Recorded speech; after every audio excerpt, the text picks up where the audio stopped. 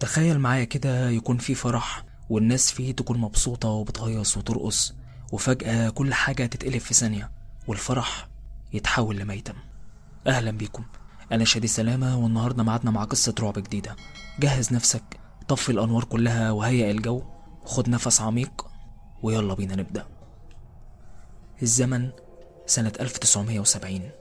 المكان وسط البلد. الوقت حوالي الساعة 7 بالليل لما المعازيم بدأت توصل الشقة. أصل النهاردة فرح حسين ونادية، والفرح كان في شقة حسين. الشقة كانت واسعة وشرحة وتسع من الحبايب ألف. العيلتين اتجمعوا من بدري وجهزوا كل حاجة، نصبوا الفراشة والكوشة ورصوا الكراسي وزينوا الشقة، والمعازيم ابتدوا يزيدوا لحد ما المكان اتملى، والأغاني والزغاريت اشتغلت والناس بدأت ترقص وتفرح. وحسين ونادية وصلوا وقعدوا على الكوشة، وفي نفس الوقت كانوا ستات العيلة في المطبخ بيجهزوا الأكل عشان يعشوا المعازيم. وفي اليوم ده كانوا جايبين 3 أنابيب زيادة علشان يقدروا يطبخوا كميات كبيرة من الأكل. وأثناء ما الفرح شغال والناس كلها فرحانة وبتبارك للعروسين، فجأة بيشموا ريحة غاز. الناس كلها ابتدت تقلق، وفي منهم اللي اتحرك للمطبخ يشوف ايه الحكاية، لكن للأسف مش بيلحقوا يوصلوا. وفي نفس اللحظة الناس وهي ماشية في الشارع بتسمع صوت انفجار ضخم جدا جاي من العمارة، وحريق كبير جدا ماسك في شقة من الشقق. بسرعة الجيران بتتصل بالمطافي، وأهالي المنطقة بيتجمعوا وبيحاولوا يدخلوا الشقة علشان ينقذوا أي حد. لكن للأسف النار كانت شديدة جدا لدرجة إنها كانت بتحرق أي حد يقرب من الشقة. بتوصل المطافي وبعدها الإسعاف ومعاهم الشرطة، وبتبدأ المطافي تحاول تسيطر على الحريق، بس من شدة النار المطافي فضلت لحد الفجر تطفي في الحريق. وبعد ما النار هديت قدرت الشرطة تدخل الشقة، واللي شافوه جوه كان كفيل انه يخلي اي حد قلبه يقف ويطب ساكت مكانه. الشقة كانت مليانة جثث متكومة فوق بعض ومتفحمة بطريقة بشعة جدا، لدرجة ان ملامح الجثث اختفت وما تقدرش تعرفهم من بعض. الشرطة بتطوق المكان كله وبتمنع اي حد يقرب منه لحد ما يخلصوا تحرياتهم، وبتبدأ عربيات الإسعاف تنقل الجثث. وللأسف الشديد مفيش ولا واحد من اللي كانوا في الشقة طلع حي، كلهم ماتوا في الحريق، وأولهم حسين ونادية نفسهم. بتخلص الشرطة تحرياتها عن الحادث، وقدر الطب الشرعي ومعاه تقارير المباحث الجنائية يحددوا سبب الحريق: انفجار 4 أنابيب غاز أدوا لحدوث حريق كبير في الشقة أكل أي حد كان في طريقه، وبيتقفل المحضر وبتتقفل معاه الشقة. الزمن سنة 1985. المكان نفس الشقة. بيوصلوا أحمد وليلى للشقة بعد ما زفتهم خلصت. بيودعوهم أهلهم من على الباب بالطبل والزغاريط، وبيقفل أحمد باب الشقة اللي اتأجرها من صاحب العمارة بعد ما كانت مقفولة بقالها 15 سنة. ورغم إن صاحب العمارة كان عنده ضمير وحكاله على اللي حصل فيها زمان، إلا إن أحمد صمم إنه يتأجر الشقة، وأكد لصاحب العمارة إن مفيش حاجة هتحصل وإن دي كانت حادثة وراحت لحالها. بعد ما بيدخلوا الشقة بتدخل ليلى الحمام تاخد دش، وأحمد بيغير هدومه وبيستناها في الصالة. ليلى كانت فرحانة جدا وعمالة تغني في الحمام بصوت مسموع. وأول ما بتخرج أحمد بيقول لها: أنا أول مرة أعرف إن صوتك جميل كده. فليلى بتسأله: صوتي جميل إزاي؟ بيقول لها: مش كنت عمالة تغني في الحمام؟ فبتقول له: بس أنا كنت في أوضة النوم بسرح شعري وخرجت من الحمام من بدري.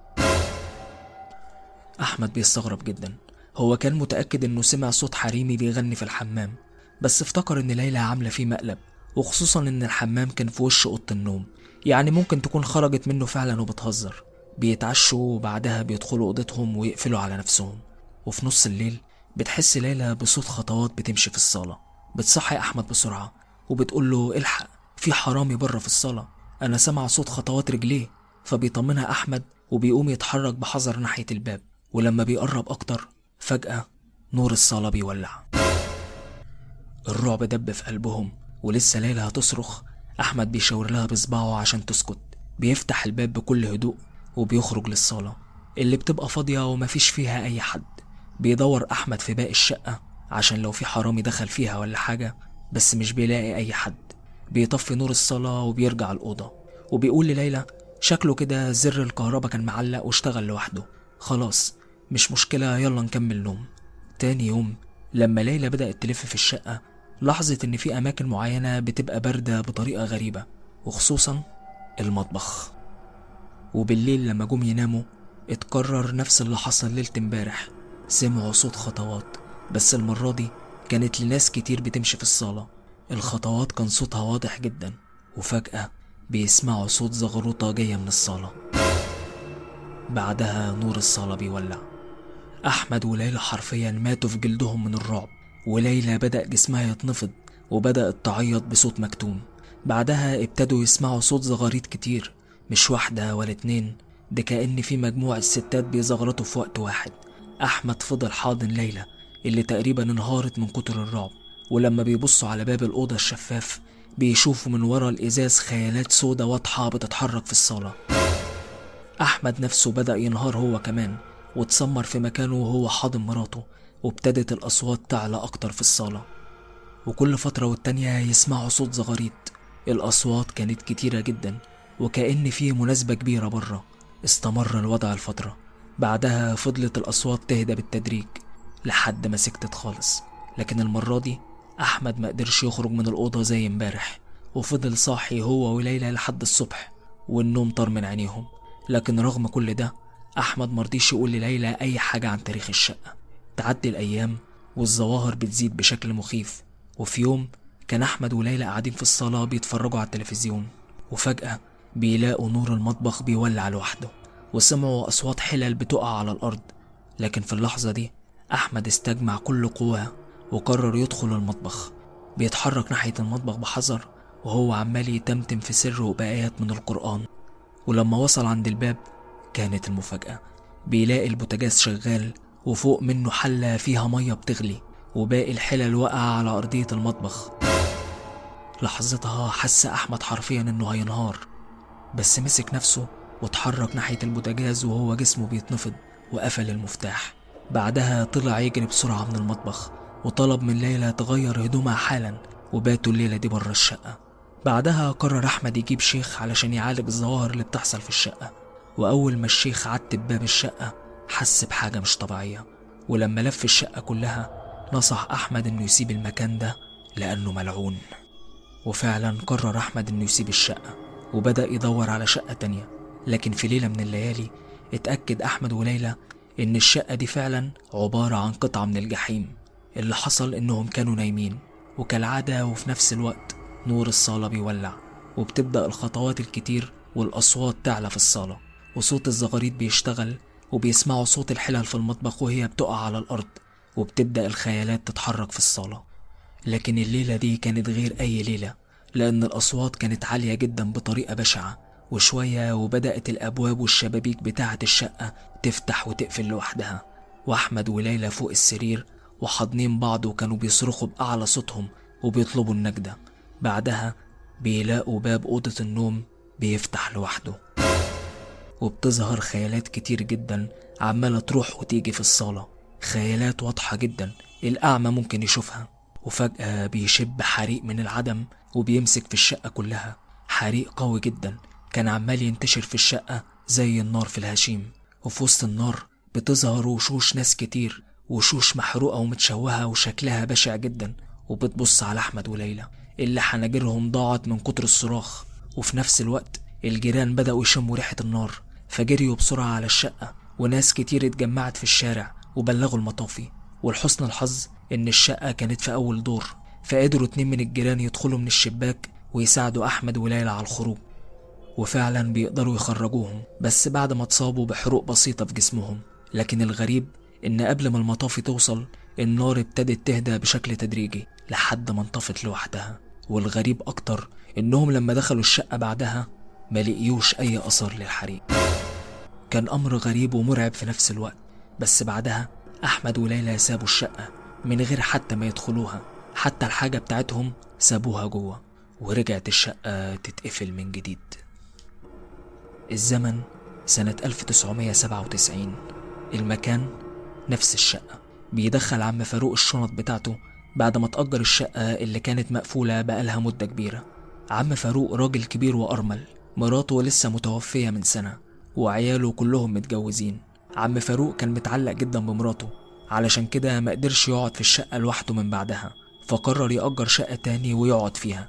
ولما قعد يدور لقى الشقة دي، بس المرة دي كان صاحب العمارة توفى، وابنه هو اللي أجر الشقة لعم فاروق. وساعتها مرضيش يحكي له أي حاجة كانت بتحصل في الشقة، لأنه كان عايز يأجرها ويستفيد منها بدل ما هي مقفولة. بيعدوا أول يومين والدنيا ماشية تمام، لكن في اليوم التالت وبعد نص الليل بيصحى عم فاروق على صوت خطوات ماشية في الصالة. بيقوم عم فاروق وبيخرج من الأوضة ويبص على الصالة، بس بيلاقي كل حاجة طبيعية، فافتكر إنه بيحلم. فدخل دورة المية وبعدها رجع تاني لسريره، بس ساب باب الأوضة مفتوح. وقبل ما يروح في النوم بيتفاجئ بنور الصالة بيولع لوحده. عم فاروق حس إن في حاجة مش مظبوطة، وحس كمان إنه مش لوحده في الشقة. وفي وسط حيرة وتفكير بيلمح عم فاروق خيال بيعدي من قدام باب الأوضة بسرعة. عم فاروق بيفرك عينيه، وكل ده فاكر إنه بيهلوس من كتر النوم. بس تعدي ثواني والخيال يعدي مرة تانية، فاتأكد ساعتها إنه مش بيحلم وإن اللي بيشوفه حقيقة. بيقوم عم فاروق وبيقفل عليه باب الأوضة بالمفتاح بعد ما جسمه كله ابتدى يسيب، وفضل يستعيذ بالله ومسك المصحف بتاعه وبدأ يقرأ قرآن بصوت عالي. شوية وبيبتدي يسمع أصوات واضحة بره في الصالة، ستات بتزغرط وناس بيتكلموا مع بعض.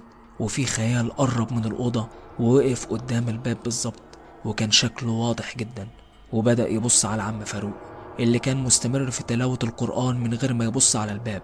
وفي نفس الوقت الأصوات كل مدى عمالة تزيد وتعلى، وبيستمر الوضع ده لفترة.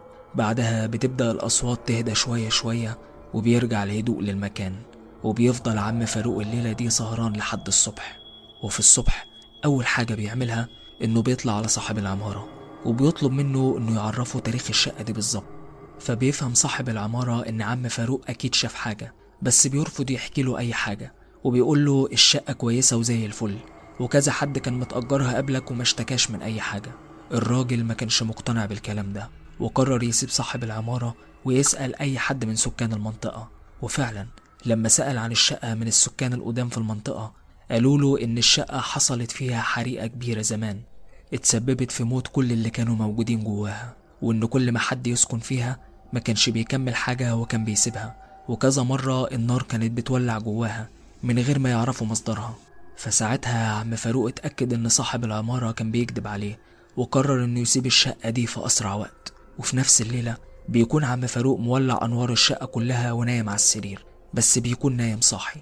الدنيا كانت طبيعية جدا وهادية، وحوالي الساعة 3 بعد نص الليل بيحس عم فاروق إنه عطشان، فبيدخل المطبخ ويشرب شوية مية. لكن لما بيرجع الأوضة رجليه بتتسمر على الباب. بيشوف قدامه فستان عروسة محروق فوق السرير. وفي نفس الوقت وهو واقف مكانه بيسمع صوت واحدة ست بتغني في الحمام. كان صوتها واضح جدا وكانت بتغني أغاني أفراح. عم فاروق في الوقت ده حس إن الدنيا كلها بتلف من حواليه، وابتدى ياخد نفسه بالعافية، وحس إنه بردان جدا وأطرافه كلها بتترعش، بس بيتمالك أعصابه وبيلف جسمه ناحية الصالة عشان هنا تكون الصدمة. الصالة قدامه بتكون مليانة ناس وكلهم بيبصوا عليه، بس المرعب أكتر إن الناس اللي قاعدة جسمهم كله محروق ووشوشهم ما فيهاش أي ملامح. عم فاروق لا إراديا بيصرخ بأعلى صوته وجري جوه أوضته لدرجة إنه وقع قدام الباب، بس عكز بالعافية على رجليه وقام بسرعة وقفل باب الأوضة وفتح المصحف بتاعه وابتدى يقرأ بأعلى صوت ممكن تتخيله، وكل الخيالات اللي في الصالة بتقف وتتجمع على باب الأوضة. فضل عم فاروق يقرأ تقريبا لمدة ساعتين متواصلين لحد ما حس إن الدنيا هديت شوية والظواهر ابتدت تختفي، بس فضل قاعد مكانه لحد ما الشمس طلعت. وساعتها بيبص على السرير ملقاش الفستان. بيفتح باب الأوضة وبيخرج. الشقة هادية وكل حاجة بترجع لطبيعتها. فبيدخل عم فاروق وبيلم هدومه وبيقرر يسيب الشقة دي حالا بلا رجعة بعد ما قضى فيها 4 أيام بس. وبترجع الشقة تتقفل تاني، ولحد يومنا ده الشقة بترفض أي حد يسكن فيها. وبتنتهي القصة. لو الفيديو عجبك أتمنى تدعمني بلايك وتشترك في القناة وتضغط زر الجرس عشان يوصلك الجديد أول بأول، وطبعا تسيب لي رأيك في الكومنتات وده يهمني جدا. أشوفكوا الفيديو الجاي.